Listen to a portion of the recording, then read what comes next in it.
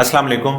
नौज़ायदा बच्चों में अक्सर आंखों की रंगत पैदाइश के कुछ दिनों के बाद पीली हो जाती है, चेहरे का रंग जर्दी माइल पीला हो जाता है या जिस्म का रंग भी पीला होना शुरू हो जाता है। इसको हम पैदाइशी यरकान कहते हैं या जॉन्डिस नियोनेटोरम कहते हैं।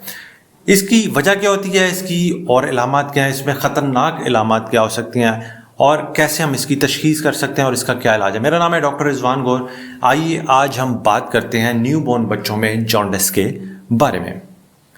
न्यूबॉर्न बच्चों में जो जॉन्डिस है ये कॉमन इशू है और इसकी कुछ बुनियादी वजूहात होती हैं। सबसे बुनियादी वजह यह है कि अमूमन पैदाइश के तीसरे, चौथे या पांचवें दिन बच्चों का रंग पीला होना शुरू हो जाता है। आंखों से शुरू होता है और उसके बाद चेहरा, उसके बाद गर्दन, उसके बाद चेस्ट, उसके बाद पेट और अक्सर बच्चों में जब बहुत ज़्यादा शदीद यरकान हो टांगों तक भी या नीचे पाँव तक भी फैल जाता है। जितना वो नीचे फैलता जाएगा इसका मतलब है उसकी शिद्दत बढ़ रही है। बच्चों में सबसे कॉमन वजह जो है वो पैदाइश के बाद यरकान होने की है, वो फिजियोलॉजिकल है, यानी हर दूसरे तीसरे बच्चे में अमूमन रंग पीला होता है जो कि तीसरे चौथे दिन शुरू होता है और देखा यह गया 7वें 8वें दिन जाके ठीक हो जाता है। और अक्सर बच्चे जो वक्त से पहले होते हैं, जिनको प्री टर्म बेबीज़ कहते हैं, जो कि वक्त से पहले ज़ुरिया में आ जाते हैं, उनमें ये दूसरे तीसरे हफ्ते तक भी जा सकता है। इसको हम फिजियोलॉजिकल जॉन्डिस कहते हैं। अमूमन ये बहुत ज़्यादा शिद्दत इख्तियार नहीं करता और अगर थोड़ी बहुत शिद्दत इसमें हो भी तो वो बच्चे को नीली रोशनी यानी फोटोथेरेपी में रखने से ठीक हो जाता है। लेकिन अमूमन यही देखा गया है कि बहुत ज़्यादा खतरनाक नहीं होता और इसकी वजह ये होती है कि छोटे बच्चों में खून के सुर्खुलियों की तोड़फोड़ बड़ी जल्दी होती है और जब तोड़फोड़ होती है तो येलो कलर का सब्सटेंस निकलता है जिसको बिलिरुबिन कहते हैं। वो इस तरह जिस्म की रंगत को पीला कर देता है। इसके अलावा अगर दूसरे नंबर पे वजह देखें तो ब्लड ग्रुप इनकम्पैटिबिलिटीज़ है, यानी अगर माँ का खून और है, बच्चा जो पैदा हुआ है उसका खून और है और वो आपस में लड़ जाते हैं, यानी इम्यून रिएक्शन हो जाता है, यानी ABO इनकम्पैटिबिलिटी या RH इनकम्पैटिबिलिटी हो जाती है, तब भी खून के सुर्खुलियों की तोड़फोड़ तेज़ी से होती है और ये पीला सब्सटेंस निकलता है जिसको बिलिरुबिन कहते हैं और ये जिस्म की रंगत पीली कर सकता है। ये जो बीमारी है इससे यरकान की शिद्दत काफ़ी ज़्यादा हो सकती है और अमूमन ये पहले दूसरे दिन भी आ सकता है। जैसे कि मैंने बात की, फिजियोलॉजिकल जॉन्डिस अमूमन तीसरे चौथे दिन आता है, ये अमूमन पहले दूसरे दिन ही आ जाता है और ये काफ़ी ज़्यादा शिद्दत इख्तियार कर सकता है कि बच्चे को हॉस्पिटलाइज करना पड़ सकता है। उसके अलावा जो बच्चे ब्रेस्ट फीड पे होते हैं उनको ब्रेस्ट मिल्क जॉन्डिस भी हो सकता है। ब्रेस्ट मिल्क जॉन्डिस अमूमन तीसरे हफ्ते में जाके होता है, लेकिन अमूमन ये भी बहुत हल्का होता है और बहुत ज़्यादा कोई दिक्कत दुश्वारी नहीं करता और कुछ हफ्तों में बच्चे इससे खुद ही ठीक हो जाते हैं। उसके अलावा कुछ रेयर कॉजेज़ होते हैं, जैसे कुछ मेटाबॉलिक डिजीज़ हैं, कुछ लिवर के मसाइल या बाइल डक्ट्स की बीमारियां होती हैं या मेटाबॉलिक डिसऑर्डर्स होते हैं जिनकी एक लंबी लिस्ट है, वो भी बच्चों में यरकान कर सकते हैं, लेकिन वो ज़रा लेस कॉमन है, यानी वो इतनी कॉमन वजूहात नहीं है, इसलिए हम उनके बारे में बहुत ज़्यादा डिटेल में डिस्कस नहीं कर रहे हैं।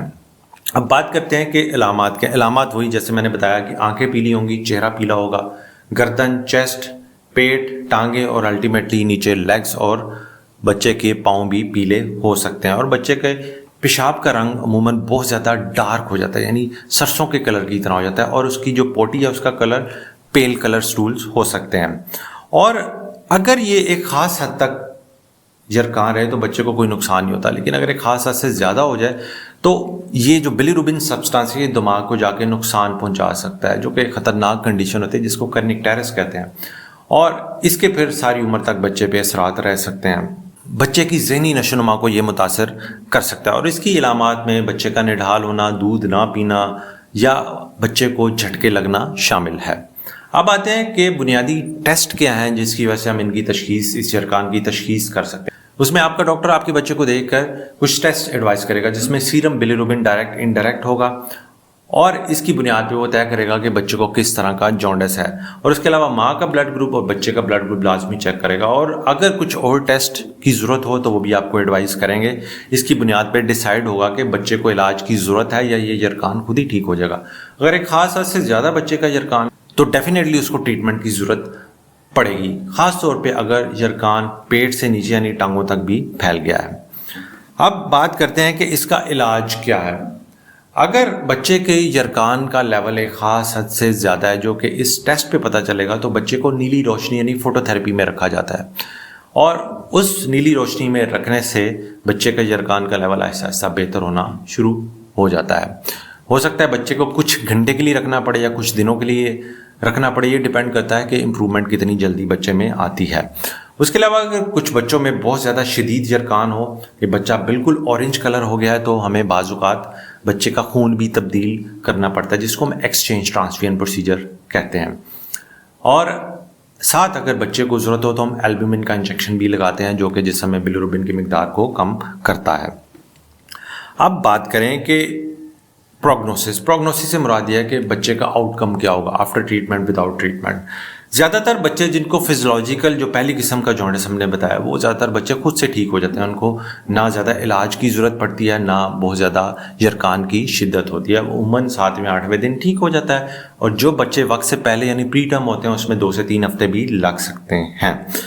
وہ بچے جن میں بلڈ گروپ انکمپیٹیبلٹیز ہوتی ہیں یعنی RH اینڈ ABO انکمپیٹیبلٹی، ان میں یہ زیادہ شدت اختیار کر سکتے ہیں. لیکن آپ کا ڈاکٹر آپ کو ٹیسٹ کے بعد یہ بتا سکتا ہے کہ یہ کیا بلڈ گروپ انکمپیٹیبلٹی کی وجہ سے یا کچھ اور ہے.